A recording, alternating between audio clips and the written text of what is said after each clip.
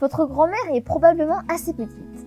En fait, les grand-mères du monde entier sont plutôt petites. En vieillissant, le cartilage rétrécit, les osseuses et les muscles se détériorent. Du coup, votre grand-mère a perdu environ 1 cm chaque décennie depuis ses 40 ans. Mais même avant de commencer à rapetisser, votre grand-mère n'a probablement jamais été aussi grande qu'elle aurait pu l'être. C'est parce qu'il y a 60 ans, les bébés étaient moins bien nourris, ce qui réduisait leurs chances d'atteindre leur maximum de taille plus tard.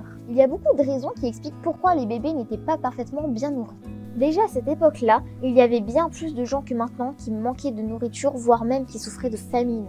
Il y avait peu de médicaments et de vaccins contre les maladies infantiles, et les bébés étaient donc bien plus souvent malades. Et lorsqu'on est malade, le corps est moins capable de bien digérer. Et puis aussi, à l'époque, on ne savait pas grand-chose de très précis sur les besoins de nourriture des bébés. En moyenne, tous ces petits problèmes ont réduit la taille maximale de votre grand-mère de 5 à 8 cm. Ok, peut-être pas votre grand-mère, mais en moyenne sur les grand-mères du monde entier. La bonne nouvelle, c'est que depuis cette époque, on a amélioré les vaccins, les médicaments, le traitement des os et les recherches sur la nutrition. Du coup, la moyenne des tailles des gens du monde entier a augmenté.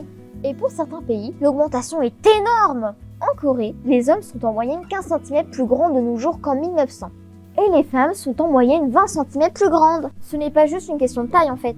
Les gens bien nourris et moins malades étudient mieux lorsqu'ils sont jeunes, ce qui leur permet de bien mieux gagner leur vie une fois adultes. De plus, la plupart des gens vivant dans des pays en développement sont de plus en plus grands. Les seuls pays qui se sont arrêtés de grandir sont les pays riches, là où ça fait des années qu'il n'y a plus de soucis de nutrition et où tout le monde a plus ou moins atteint son maximum de taille potentielle.